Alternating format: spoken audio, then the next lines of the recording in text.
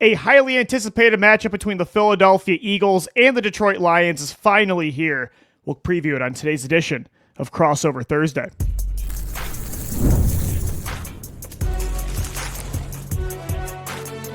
You are Locked On NFL Crossover, part of the Locked On Podcast Network. Your team every day.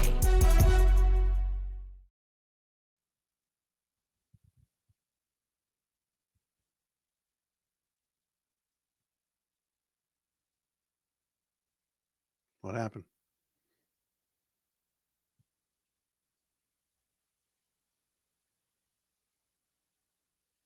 Thanks so much for making Locked On Eagles and Locked On Lions your first listen each and every day. And thanks for making the Locked On Podcast Network the #1 sports podcast network. Crossover Thursdays presented by Prize Picks. Download the Prize Picks app today and use the code LOCKEDONNFL to get $50 in lineups after you play your first $5 lineup. I'm Louie DiBiase, host of the Locked On Eagles podcast. He's Matt Dery, host of Locked On Lions. And Matt, finally a matchup between the Philadelphia Eagles and the Detroit Lions in the time that they are the juggernauts of the NFC. This hasn't happened since week 1 of 2022. And yes, the Eagles made the Super Bowl that season, but at that time, the Lions were still rebuilding and Philadelphia was coming off a wild card blowout loss in Tampa Bay, and nobody really knew who they were going to become. So this is a game that I think is highly anticipated. It is, Louie, and you and I were supposed to be doing our crossover a year ago, or at least last year in January, talking about the NFC Championship game at Ford Field. Obviously, the Commanders spoiled the party with a terrific performance in Detroit, and the Lions did not get to that championship game. But you referenced 2022. The Lions actually that day didn't play as poorly as the score indicated. Remember, the Eagles got off to a big lead. The Lions made a comeback and made it interesting. But now, like you said, both teams playing pretty good football. Man, the Eagles that defense is ferocious when they're winners of 3 in a row, and Lions feeling good after taking care of Washington last week. Yeah, huge win for the Eagles on Monday Night Football against the Green Bay Packers, which of course helps out the Detroit Lions as well in the battle for the NFC North. The Eagles, the #1 seed in the NFC right now at 7-2. Detroit not that far behind, Matt, at 6-3. And again, they're still battling with Green Bay to win that division, whereas Philadelphia, it almost feels like already has the NFC East wrapped up. But this is a big game for Detroit too for seeding. Like that #1 seed in this conference, that feels just so stacked, right? Between Green Bay, Detroit, Philadelphia, LA, Tampa Bay, like getting home field advantage, I think in this conference is so important. So this is a big one for seeding on top of course, the division for Detroit. No, it is. And you mentioned before the Lions fighting with the Packers in the division. Let's not forget about Ben Johnson, Benedict. That's true. There's 6 wins already. Good point. Yeah. And the Bears, who are right there. Tough division.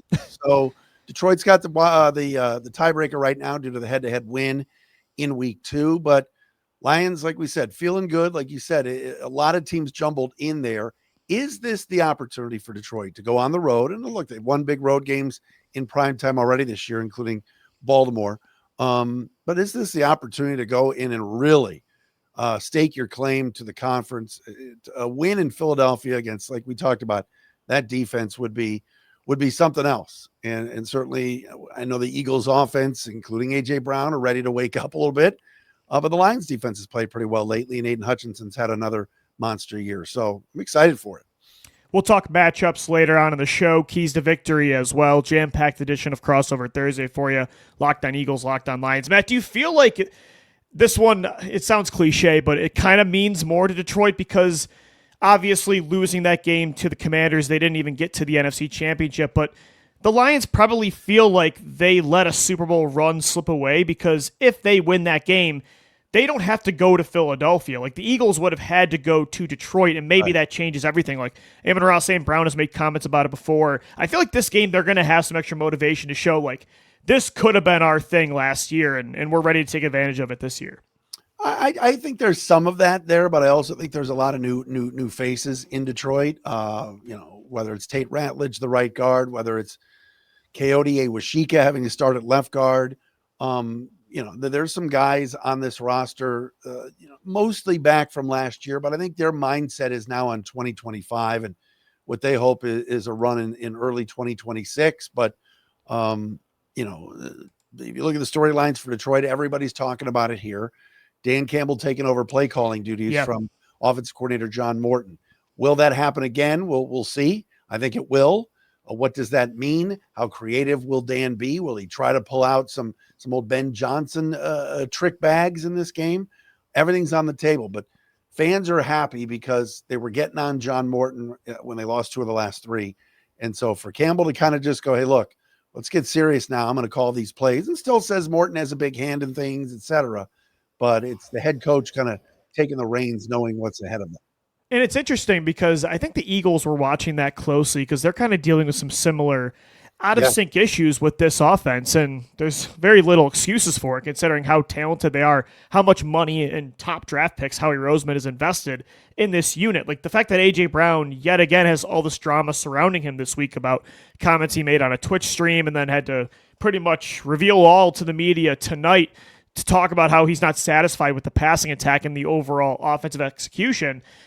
Time will tell if the Eagles take a page out of the Lions playbook. I don't know if Nick Sirianni would ever take back play calling duties. He hasn't done that since the first half of 2021, but something's got to change, Matt, because again, an offense that has this much talent at every single position should not, even though Green Bay did a great job of Monday Night Football, the weather was cold, that defense is really good, to only score 10 points and to be this Jekyll and Hyde all year, it's got to change. So me personally, like I watched Dan Campbell take that offense over and kind of get them back on track, and I did wonder if the Eagles would ever think about doing something like that. Is this A.J. Brown thing, though, Lou, is it a story, or is it like, gosh, we've heard this so many times from him, it's such a tired old bit, like, let's just play? I mean, how much play is this going to get in Philly? I think it's a real story in the sense that Brown is not happy with his role. I think there's a clear disagreement about what the offense is supposed to look like. I think some parts of that organization still believe that some people believe they should lean into what worked last year as a run-first conservative offense that focuses on not turning the football over because that worked and they're 7-2 right now. But A.J. Brown talked about it tonight that he feels like this team needs to be more aggressive, that they have to adapt because the NFL has changed and they can't just expect to run it back and do what they did last year. So I don't think Brown is ever going to get what he truly wants, which is them to go back to who they were in 2022, 2023 as a pass-first, aggressive, high-volume attack that features him. But there's got to be some sort of middle ground they come to because he is right. But the Eagles can't deal with this every time the ball doesn't go his way. So if that is the case moving forward, they're not trading him right now, but in the offseason, if this continues, I do think there's something to watch. It's crazy. I know this comes up a lot, but there's just so much talent and so many weapons on that Eagles offense. Like you said, cold weather. Yes, Packer defense is good. But the struggles were there. Hurts sometimes throwing off his back foot. Offensive line, I know we'll talk about. A little bit banged up right now. And I think the Lions feel like maybe because their offense started to click again against Washington. And again, that Commanders defense, oh my gosh. I mean, what an embarrassment. And I know it's a mash unit, but they're bad. And then they got guys getting kicked out of the game. Lions took advantage. It will not be the same. It will not be as easy this week to run between the tackles like it was last week.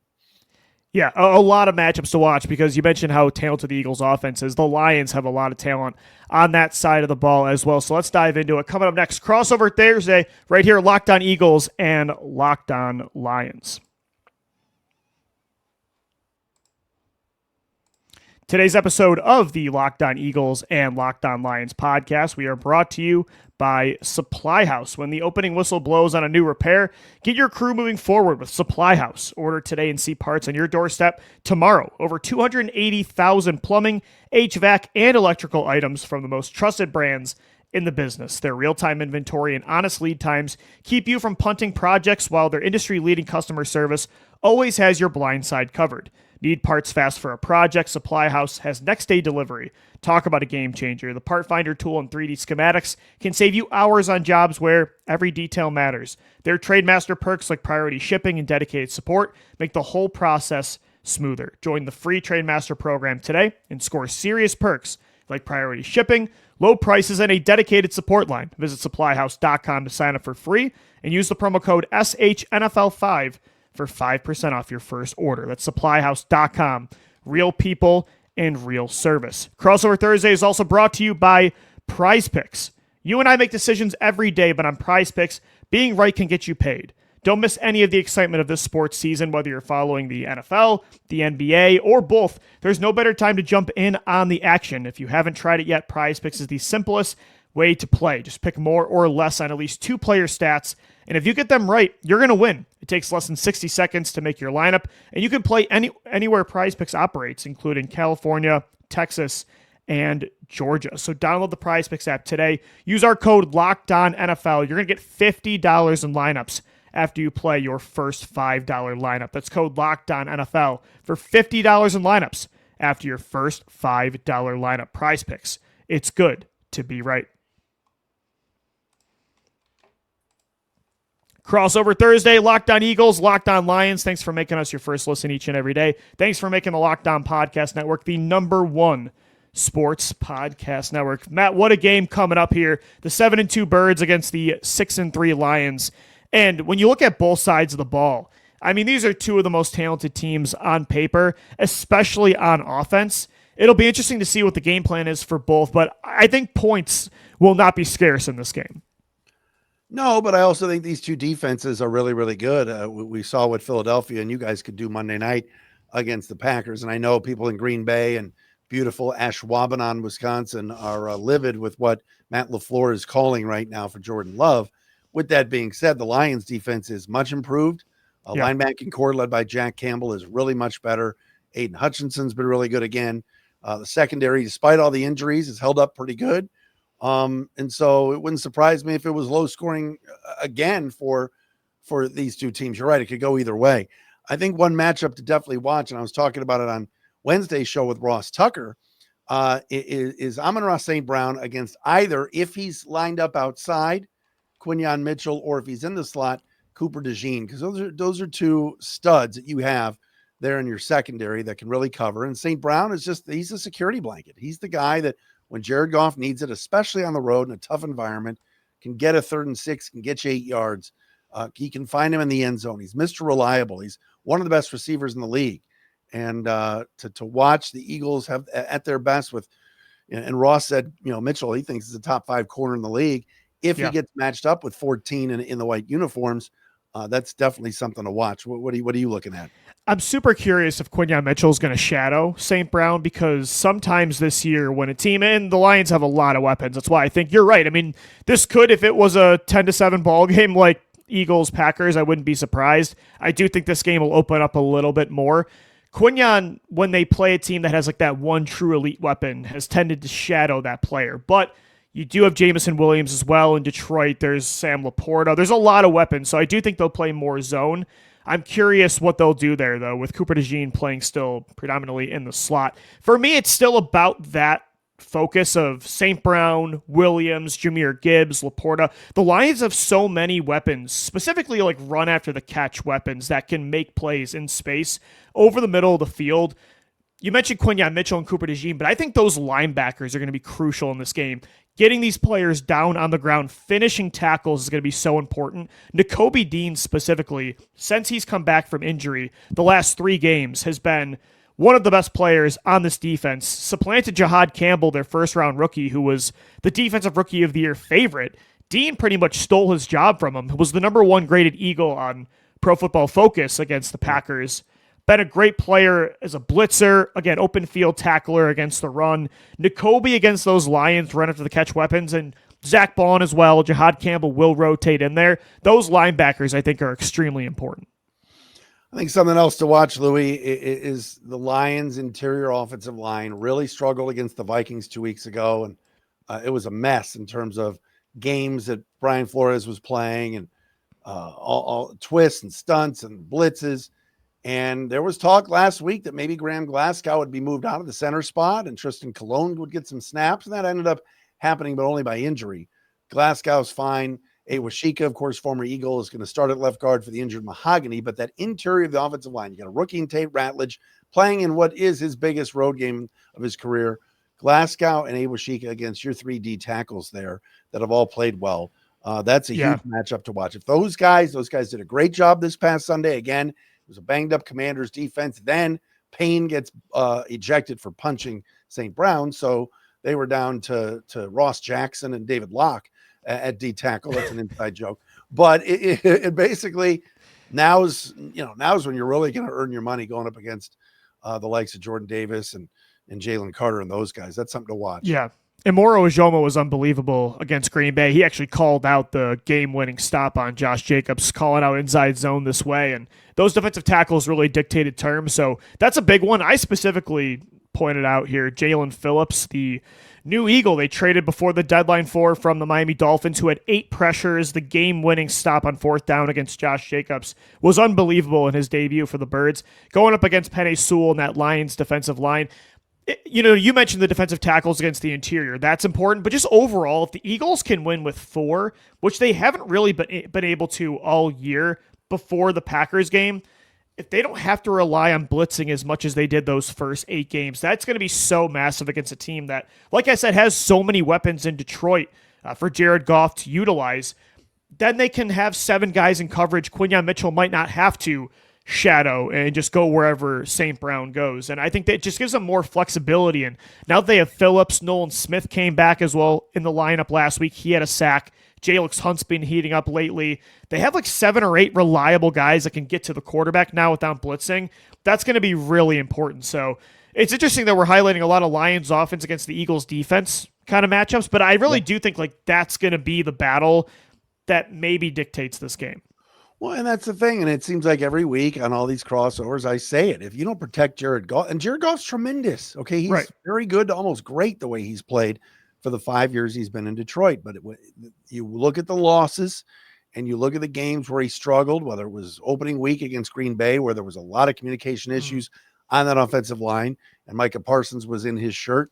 The Minnesota game, same thing. And even Kansas City, to an extent, got to Goff.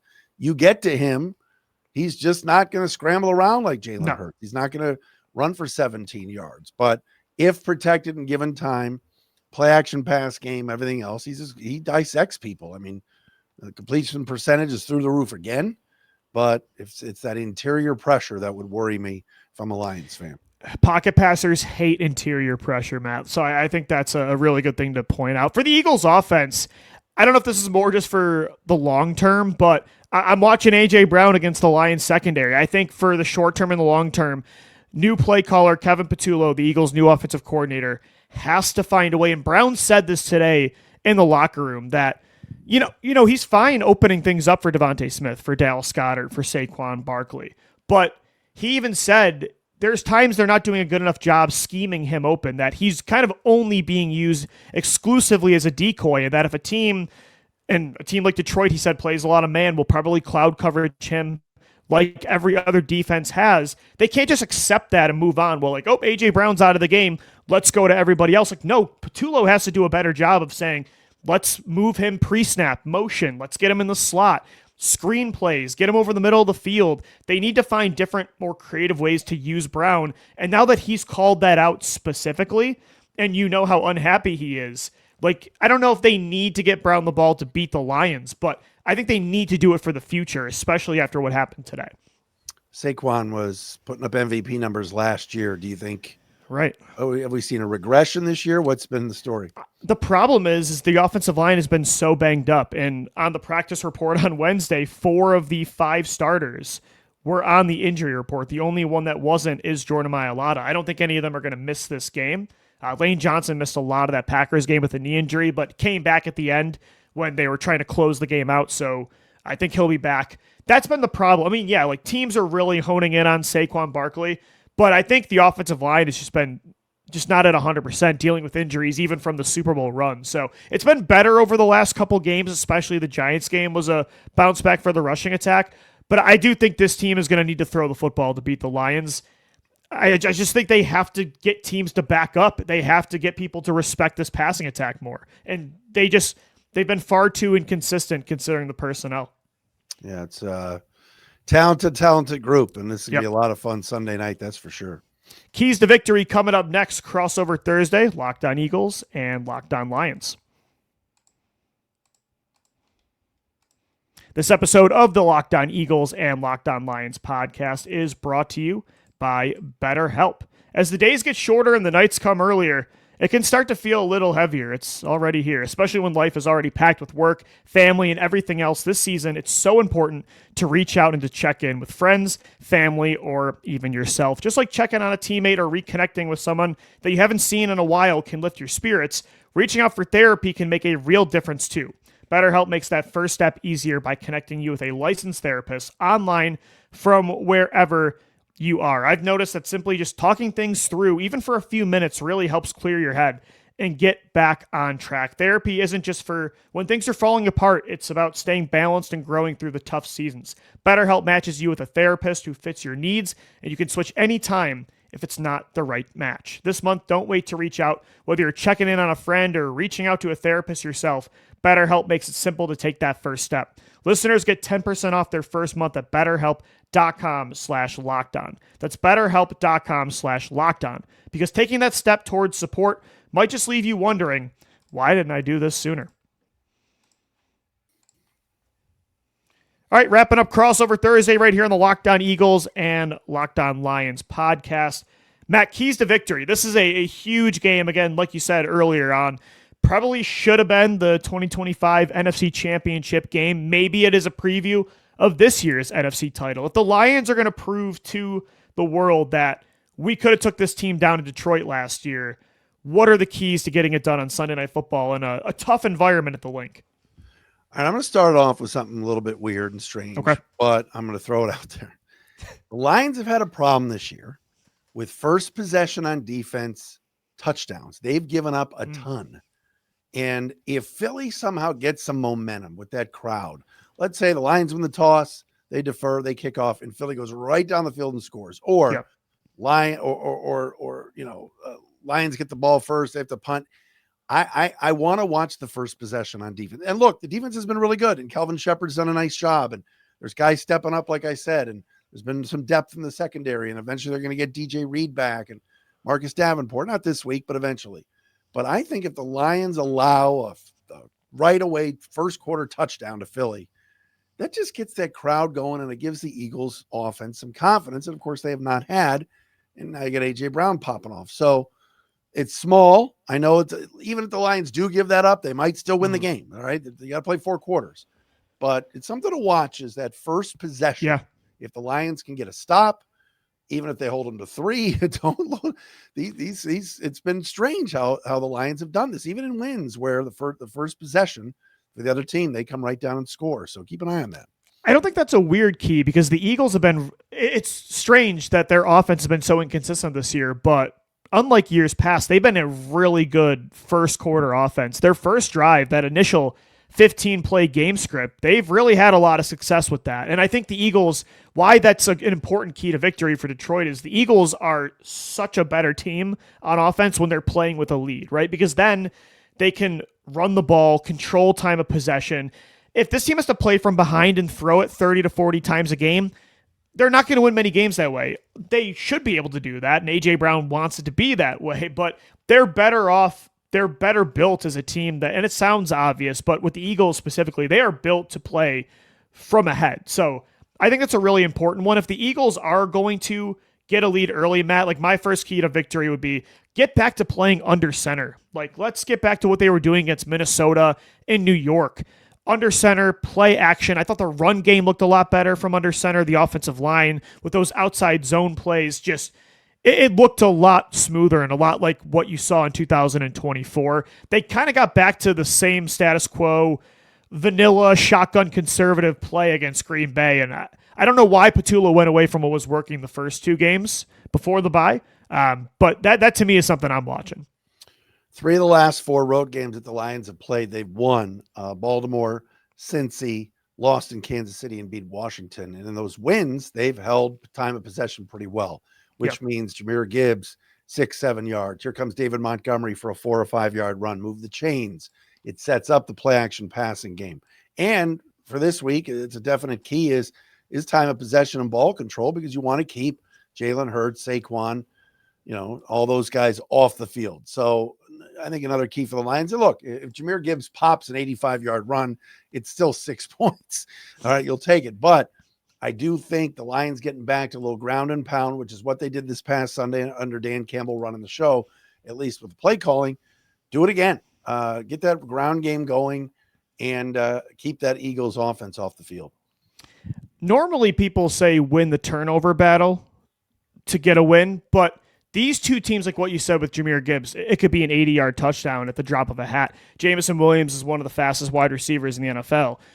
Amon-Ra St. Brown, one of the better run after the catch, dynamic inside, slot weapons, and he can play on the outside too. I don't want to put him in a box there, but it's one of the most explosive offenses in football. Philadelphia is one of the more explosive offenses as well over the last couple of years. Win the explosive play battle, and I think you win this game. That is why I mentioned earlier into Kobe Dean and those linebackers, it's so important to tackle in the open field. And it's easier said than done against the speed of that Detroit attack. But I think they need to be aggressive on offense, get explosive plays, and don't let the Lions burn you on some of those, 30, 40, 50-yard plays, or that's going to kill you.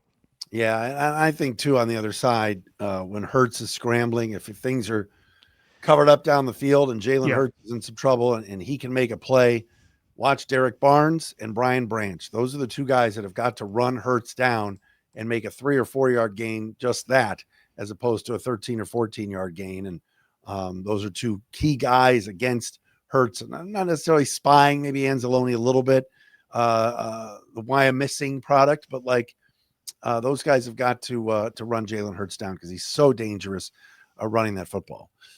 Yeah, it's going to be an interesting one. Sunday Night Football, Eagles, Lions. This could be a preview of the NFC Championship. We'll see what happens. It's very important in general for that top seed in the NFC. This conference is stacked from top to bottom, and these are two of the best. Matt Dery from Locked On Lions. I'm Louie DiBiase from Locked On Eagles. Thanks as always for making us your first listen each and every day, and thanks as always for making the Locked On Podcast Network the #1 sports podcast network.